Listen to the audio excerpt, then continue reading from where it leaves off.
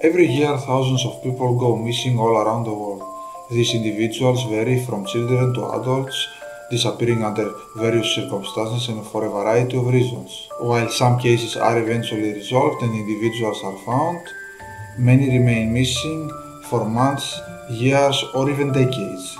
And that brings us in today's case. In the landscapes of Minnesota, a mystery has captured the hearts and minds of those searching for answers. This is the case of Brandon Swanson, a young man who disappeared without a trace. Brandon Swanson was a 19-year-old college student at the Marshall Western Technical College in Kandy. He grew up in Marshall, Minnesota, which was approximately 40 minutes drive from his college. Now, the road between Kandy and Marshall is very simple, it's just a straight highway between these two, and Brandon was very used to drive back and forth to study for a year in Kandy after his high school graduation back in 2007. On Tuesday, May 13th, 2008, the college semester was coming to an end, so college students were celebrating and throwing off parties. The small town of Flint was the first place that Brandon visited that evening. After he drove to Kandy to a different party where he stayed and had a good time with his friends until midnight. He took his car and headed back home, but at some point he crashed his car into a ditch, and because his car wheels were elevated, he first called his friends, but no one picked up, and after that around 2 a.m. he decided to call his parents to help him with the situation. Now, Brandon told his parents that he thought he was somewhere near Flint and asked them to pick him up. He was not injured from the accident, but he definitely needed some help with his car. His parents, Annette and Brian, hit the road, talking on the phone with him almost the whole time, thinking that they knew where he was. Assuming that Brandon's directions were accurate on where he was, on halfway from Marshall to Flint, his parents took a good look at a spot with a shallow ditch near the road, but they were unable to pinpoint Brandon.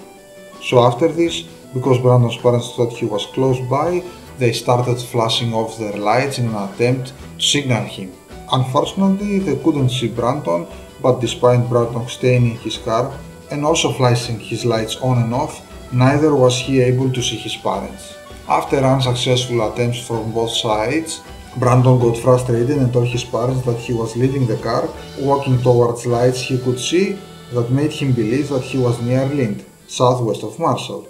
He told his father Brian to head for a parking lot at a local bar and wait there so that they could meet.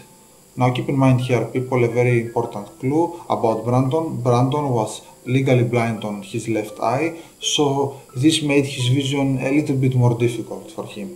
Brian drove back home where he left Annette, and then, while he was still on the phone with his son, Brandon decided to narrow his trip, so he started crossing fields as a shortcut, and because it would take him much longer to reach their meeting spot, his father at some point, driving back, took his time off, so he sat and waited at the Linwood lunch talking to Brandon.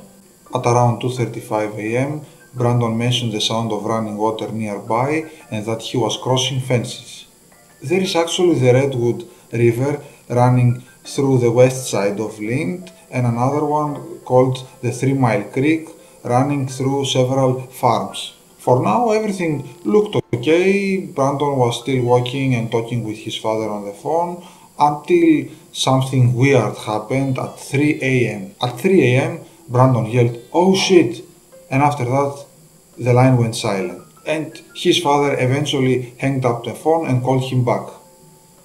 At first the phone rang, but then it went straight to voicemail. Right here is the time where I believe that every parent should start to get terrified about their kid. For the rest of the night, his parents searched tirelessly on the roads and farmlands of Flint, but unfortunately without any trace of Brandon.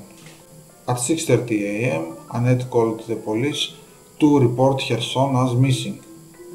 Now, this was back on 2008 and the law was working very differently. So the cops claimed that at his age, Brandon had the right to be missing.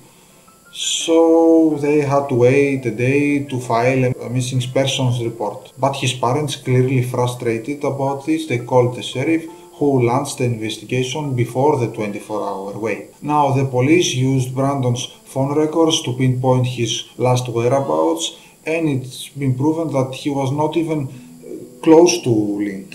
His car was found around 12:30 p.m.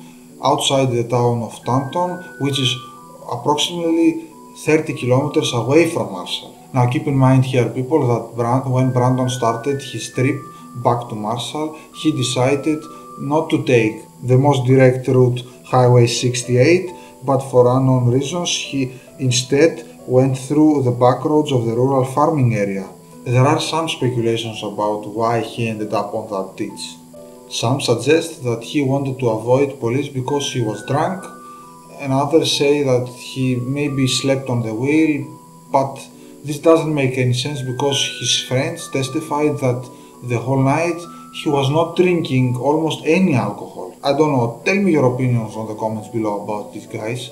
What do you think? As the police located Brandon's green Chevy Lumina, they found no signs of foul play, but the weird thing is that they found his glasses, which is very odd because, as I already said, Brandon was legally blind on his left eye, so why would he leave his glasses on his car? At the time, police dogs led officers to the Yellow Medicine River, which was running fast and high, but the dogs at the water's edge lost Brandon's scent. Air surveillance and volunteers were also unlucky with their search.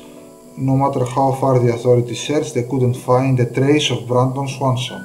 David Francis, whose son had also disappeared back in 2006 in Ohio, decided to help with some extra resources, but eventually the case was given into a search and rescue organization called Emergency Support Services, which works alongside with law enforcement on cases like that. The team identified a very large 140 square mile area to search for Brandon, and this is very huge if you ask me. Some of the farmers there refused to have dogs enter their premises without a search warrant and to potentially scare their livestock, so they made police search a little bit more difficult.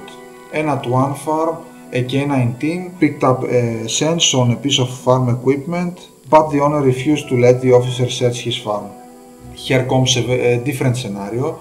It is speculated by some that a farmer murdered or kidnapped Brandon, but there is no evidence to support this claim. Brandon's case was one of the longest running searches in American history, with multiple searches taking place, such as one in 2013 where more than 500 volunteers, 34 dog teams searched a very large area of 120 square miles. Nothing of his personal belongings was never found, neither his keys, his wallet, his clothes, nothing.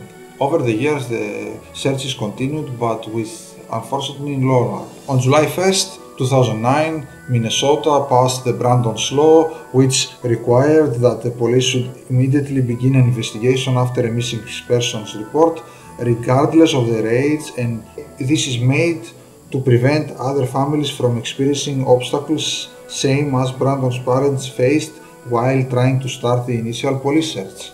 Brandon's case remains open until this very day, with searches still being conducted throughout the year, like the excavation of the Yellow Medicine River following a drought in the fall of 2021.